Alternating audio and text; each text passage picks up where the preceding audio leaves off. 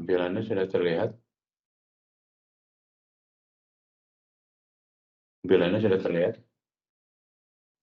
Sudah terlihat, Pak. Selamat siang. Hari ini kita akan membahas tentang hotel distribution channel ya. Salah satunya kemarin kita udah bahas tentang OTA ya. Sekarang kita akan membahas tentang Global Distribution Service ya. Apa sih GDS itu? Nah, diawali dengan CRS. CRS itu Central Reservation System. Jadi biasanya nanti kayak grup Marriott, grup Accor itu punya sentra reservasinya di brandnya gitu ya.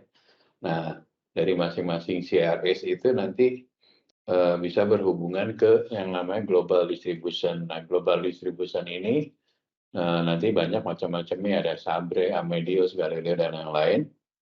Ini tuh semacam kayak OTA, tapi OTA kelas besar gitu ya, di seluruh dunia. Jadi dia jualan, membantu portal orang mau pesan hotel, pesawat, apapun lah gitu ya, yang jasa yang ditawarkan yang bisa menggunakan yang namanya GDS atau Global Distribution Service ya. Jadi dari CRS itu nanti munculnya connected ke GDS ini. Nah, GDS ini seperti ini nih. Jadi kan airline punya sistem central reservation, misalnya Garuda, Singapore Airlines, Malaysian Airlines dan sebagainya, dia punya sistem reservation. Nah, dia di-connect ke GDS. Nah, ini sama kayak model OTA lah, tapi dalam skala yang besar ini worldwide ya. Terus untuk hotel juga punya CRS kayak Marriott.com atau Accor.com, connect ke GDS, juga sama yang lainnya. Nah, jadi agent kalau perlu dia mau bikin package umroh lah misalnya ya, dia perlu hotelnya, dia perlu pesawatnya, nanti perlu mungkin sewa mobilnya di Mekah dan sebagainya, dia ngubungin ke GDS. Nah, GDS ini kayak pooling semua reservation ini, jadi disatuin. Jadi di si agent nggak usah satu-satu gitu ya, masuk ke namanya GDS. Nah, GDS ini ngebantu ya, jadi kan kalau memudahkan lah bagi para tour operator, travel agent untuk booking ke berbagai jenis pelayanan jasa ya, mulai dari hotel, pesawat, dan yang lain-lain ya. Nah, GDS ini yang di dunia ini terkenal ada 4 ya, ada Amadeus, Sabre, Galileo, Worldspan. Jadi masing-masing punya karakteristik tersendiri dan ada di beberapa negara tertentu, misalnya Amadeus nanti lebih famous di Eropa misalnya, nanti kita bahas di selanjutnya ya. Tapi kalau ditanya GDS ada berapa macam, ini ada 4. Namanya Amadeus, Sabre, Galileo, dan Worldspan ya. Nah, pertama adalah Amadeus ya. Amadeus ini awalnya itu yang punyanya grup airline. Jadi gabungan dari Air France, Liberia, Lufthansa, dan SAS bikin yang namanya Amadeus gitu ya. Nah, awalnya dulu hanya connect untuk orang-orang yang perlu tiket. Nggak pesawat aja, termasuk cruise ya. Terus malah ke asuransi, ke yang lain bisa posting atau bisa connect-nya lewat di Amadeus ini ya. Yang selanjutnya Galileo. Nah, Galileo juga sama, backbone-nya ada dari airline ya. Biasanya ini airline-airline di Eropa ya. Nah, sama dulu platformnya, dia lebih banyak dulu ke airline, tapi sekarang semua masuk. Semua ada hotel-hotel juga bisa. Di situ ada udah kerjasama dengan hotel-hotel dan beberapa perusahaan rental, nyampe ke rental pesawat, rental kapal, rental mobil, segala macam deh. Kalau kamu lihat ke Galileo nanti bisa kamu lihat ya. Nah, yang ketiga adalah Worldspan. Jadi Worldspan ini juga sama, backbone-nya semuanya rata-rata dari airline ya, karena yang airline itu kan lebih dulu model reservation-nya lebih unggul duluan ya, worldwide-nya ya, dibanding industri hotel malah gitu ya. Nah, Worldspan ini sama, dia awalnya dimiliki oleh Delta Airlines, Northwest, dan ada 3 airline ini ya. Worldspan ini lebih awalnya sama distribusinya lebih ke airline, tapi termasuk agent juga ya, travel agent, dan beberapa sekarang udah masuk kerjasama dengan pelayanan jasa-jasa lain ya, di luar dari agent hotel dan pesawat ya. Nah, yang terakhir SABRE. SABRE itu singkatan dari Semi Automated Business Research Environment ya. Jadi SABRE ini pusatnya di Texas. Dia termasuk GDS yang leading ya. Dia ada cruise banyak di situ, ada perusahaan rental, mobil, airline. Airline itu paling banyak, ada 400 airline dan termasuk OTA juga ada juga ke sini juga gitu ya. Kalau yang OTA yang kecil di negara-negara misalnya nggak terlalu ramai, dia bisa ngambil dari Sabre juga itu untuk jualannya ya. Nah, topik pada saat ini saya akan lebih fokus ke cara bagaimana kita mempromosikan atau membuat website hotel gitu ya. Jadi kita tuh penting banget hotelier untuk kalau kamu bangun hotel, kamu harus punya showcase. Ibaratnya kamu punya warung, kamu harus punya showcase-nya kan. Nah, showcase-nya namanya website hotel gitu ya. Nah, di website itu hotel itu nanti untuk semua komunikasi, menjadi brand image-nya hotel. Terus juga dari turunan ini nanti ada email, ada blog dan sebagainya ya. Dan ini bisa connected ke payment methodnya, connect ke GDS, connect juga ke central reservation. Nah, yang banyak yang gagal atau salah beberapa hotel itu waktu bikin, yang saya sampaikan di kuliah sebelumnya, nyari murahnya doang gitu ya. Nyari murahnya doang bikin bangun hotel, ternyata website, ternyata websitenya waktu di-connect ke booking engine, di-connect ke channel manager, atau di-connect ke aplikasi yang lain agak kurang apa ya, kurang optimal gitu. Makanya sebaiknya kalau kamu buka hotel terus perlu website, mendingan nyari yang memang spesialisasi website untuk khusus hotel karena beda ya nanti kan. Dia harus connect sama booking engine, dia harus connect dengan payment apa namanya fintechnya, financial teknologinya dan sebagainya. Banyak beberapa yang kira udah jadi ternyata harus dibongkar lagi, bikin baru dan agak ribet malah nanti intinya ya, apa namanya prosesnya gitu ya. Nah, benefit dari kita membuat website hotel apa? Yang pertama yaitu tadi yang saya sampaikan trademarknya hotel ya.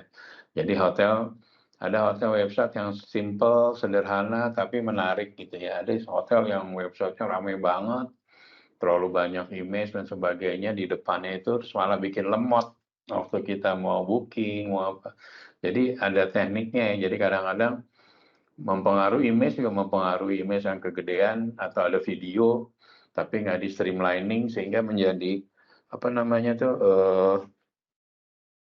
uh, speednya jadi lama gitu ya. Nah makanya disaranin menggunakan suatu konsultan yang memang spesialisasi di website terutama untuk image ya atau video. Apalagi sekarang kita udah ada 360 ya. Jadi 360 itu jadi kalau kamu booking kamu bisa lihat kamarnya 360 derajat, posisinya menghadap kemana, kamar mandinya kemana, dan itu masing-masing kamar spesifik gitu ya. Kalau zaman dulu website itu statik, jadi kamar tipenya deluxe, ya gambarnya cuma satu. Kalau sekarang gambarnya, image-nya mungkin akan banyak. Nah itu yang bikin menjadi websitenya lemot gitu ya, apa namanya lambat gitu ya untuk prosesnya ya. Nah website itu dibikin secara garis besarnya fungsinya adalah waktu user connect dia bisa register yang pertama, terus bisa login, terus yang penting bisa mencek availability kamarnya ada nggak untuk periode yang dia mau stay gitu kan ya. Nah kalau udah ada periode kamar yang dia pilih, dia harus bisa reserve. Nah harus bisa reserve ini mulai masuk booking engine nih di website ini. Jadi waktu cek availability itu masih di website. Nah, waktu booking atau reserve itu langsung larinya ke booking engine ya. Nanti di-connect juga di dalam website itu yang tadi saya tampilan itu. Tampilannya harus sedemikian rupa, jangan membohongi gambarnya, jangan gambar hotelnya, ngambil gambar hotel orang gitu. Pas kenyataan di lapangannya ternyata kamarnya nggak sesuai dengan yang digambar. Itu kan menjadi bonaviditas hotelnya dipertaruhkan ya. Berarti asal ya bikin websitenya nggak proper gitu ya. Nah terus kalau memang nggak jadi, gimana cara cancelnya? Apalagi kalau udah kadung, udah payment, apakah bisa refund, ada segala macam. Nah secara intinya prosedur programnya nanti seperti ini. Kita nggak belajar tentang programnya, tapi tentang logika proses dari sebuah website hotel ya. Nah, kegunaannya website yang lain kan itu komunikasi dan informasi. Jadi untuk promo-promo ya, kalau kamu bikin promotion, terus bikin apa namanya informasi tentang tempat-tempat interesting, misalnya di Palembang, tempat makan, dan ini bisa kita bikin kerjasama juga dengan beberapa vendor, misalnya kamu kerjasama sama pempek apa sih, Candy gitu ya. Di websitenya ada kerjasama sama pempek Candy, dia bisa booking juga pempek dari situ, itu bisa aja gitu, untuk mendapatkan kemudahan apa namanya bagi tamunya ya, untuk atau memang kerjasamanya bisa offline tapi online juga bisa gitu ya. Nah, yang pasti harus bisa interface ya, jangan sampai yang saya sampaikan ini dia bisa interface dengan sistem hotel kamu bisa menggunakan Opera atau kamu pakai Realta. Jadi bisa booking nantinya dari websitenya itu bisa diklik langsung booking ke sistem. Terus available kamarnya langsung update. Jadi kalau kamar udah terjual, ya akan mengurangi ya. Jangan sampai antara di website sama di sistem hotelnya, di Realtanya misalnya, ada perbedaan kamar. Seolah di Realta udah penuh, tapi di website seolah masih ada kamar yang bisa dijual. Nah, itu akan jadi problem. Nanti ada double booking ya. Itu jadi problemnya akan panjang kalau tamunya menuntut, segala macam. Jadi harus hati-hati juga. Makanya pastiin bahwa website kita itu mumpuni banget ya, biar bisa interface ya dengan booking engine, channel manager, dan yang lain-lain ya.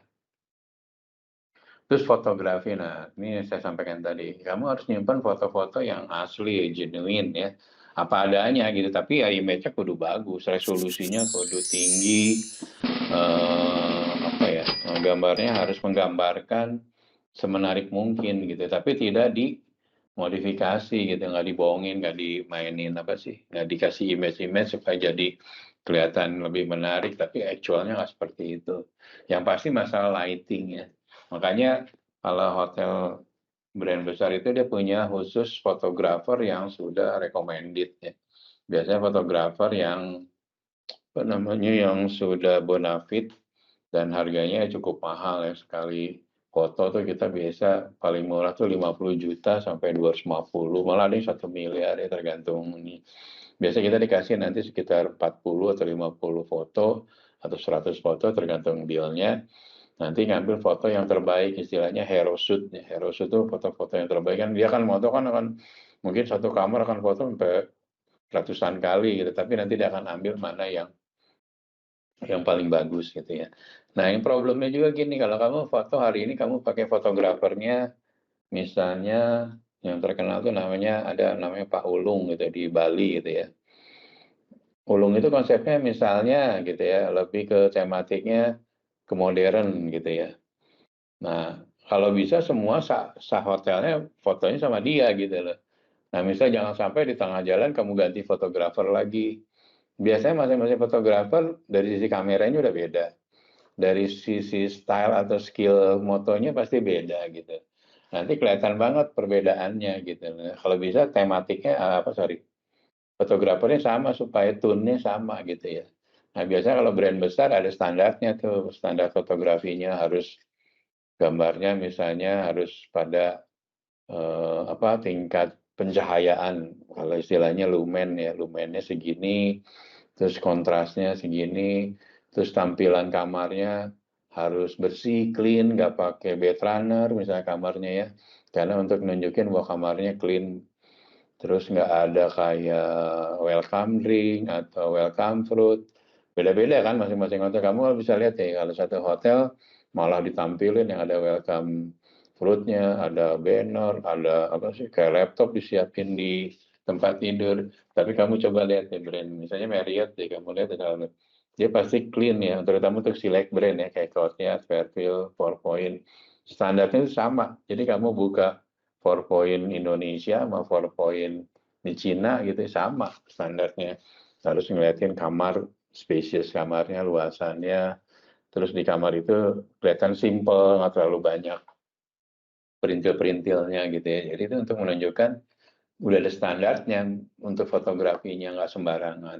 Tapi kamu pernah ngeliat di satu hotel, ya saya nggak ngerti, itu ada satu hotel brand lokal, Padahal itu tuh alat buat jualan gitu. Dia fotonya pakai handphone, jadi udah gelap, nggak menarik banget deh gitu. Gimana orang mau booking gitu loh, kalau tampilannya aja tidak menarik seperti itu. Gitu. Jadi ini adalah ya memang perlu pengorbanan. Kalau kamu punya hotel, hotelnya udah bagus, udah baru, tapi websitenya jelek, image-nya jelek, ya harus dibenerin gitu. Kalau nggak gimana kamu bisa menarik tamu kalau itu ya, kalau apa. Terus biasanya foto-foto asli ya, jangan ngambil, kadang-kadang kita ada stok image ya, kita bisa upload gitu, atau bisa langganan gitu ya, foto-foto. Tapi kan itu tidak mencerminkan asli hotelnya gitu ya. Misalnya yang F&B itu, karena kamu belum foto taking untuk menu-menu, kamu ngambil dulu foto yang ada di internet gitu ya. Tapi bagus memang. Memang ada yang free, ada yang berbayar ya. Kita bisa yang kalau mau lebih bagus ada yang berbayar. Tapi lebih baik kita menggunakan foto sendiri gitu. Maksudnya realnya kita gitu. Tapi pakai fotografer yang memang profesional. Jangan. Ya kalau bisa lah kamu punya markom atau desain grafis yang bisa teknik fotografi. Misalnya gitu untuk promosi-promosi lainnya pakai itu. Tapi kalau untuk di website awal bagusnya sih pakai fotografi yang profesional ya. Nah, pastikan itu yang tadi fast loading time. Jangan sampai kita masuk ke websitenya itu lama gitu ya. Jadi orang udah males gitu ya. Kalau orang udah males nggak jadi booking kan ya nggak.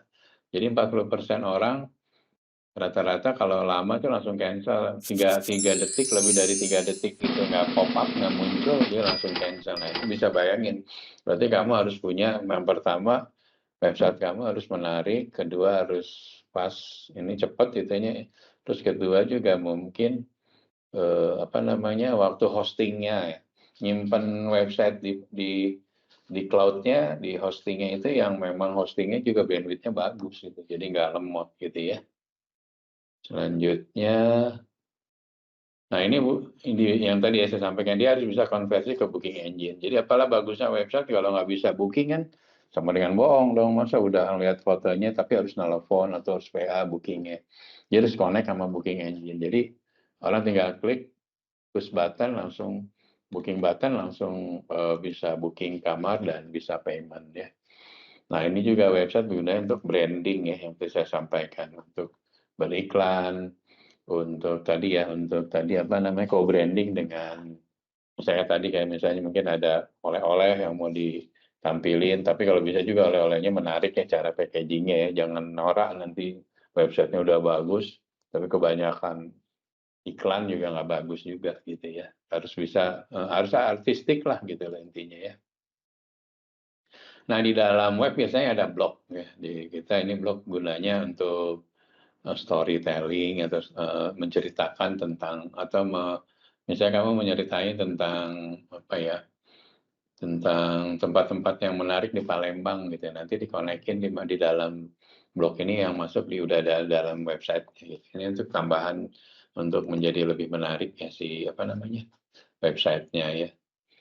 Nah yang terakhir untuk press release, kalau kamu misalnya ada promo, terus ada misalnya kamu lagi perbaikan kamar, poolnya lagi apa, jadi tamu dikasih info dulu ya, jangan sampai pas tamunya check-in, dia tahu ternyata poolnya lagi kering, lagi dibenerin. Nah nanti kan saya bilang, oh kita sudah mention di dalam website kita, apa namanya, bahwa periode ini poolnya tidak bisa dipakai karena memang kita lagi repair, kita perbaiki dan sebagainya. Ya, suara saya jelas kan ya, Palembang? Jelas, Pak. Oke. Selanjutnya yang terakhir, oh ini enggak, ini salah nih, saya ketambahan. Nah ini ya, nah paling yang terakhir nanti saya kasih tugas ya. Ini kuisnya ya, tolong dibikin. Jadi pertanyaannya gini, jadi kamu seolah menjadi GM hotel nih, kamu mau desain hotel website gitu ya. Nah kira-kira apa yang akan kamu, yang tadi saya sampaikan tadi, kira-kira apa yang image-nya harus gimana, terus informasi apa yang harus ada di apa namanya di dalam website itu, terus gimana supaya si website itu menarik untuk bisa dijual. Syukur-syukur kalau kamu bisa bikin dummy-nya pakai either pakai PowerPoint, gambar sekedar hotelnya gitu ya, cara promotionnya, biar kamu bisa belajar tentang branding, packaging untuk website gitu ya. Ini kuisnya 1 minggu dari sekarang, nanti di email seperti biasa ya untuk nambahin nilai kuis kamu ya. Di sini ada yang mau nanya nggak? Kebetulan saya mau ada meeting jam 2. Ada yang mau ditanya? Palembang, sebelum saya tutup ada yang mau nanya nggak?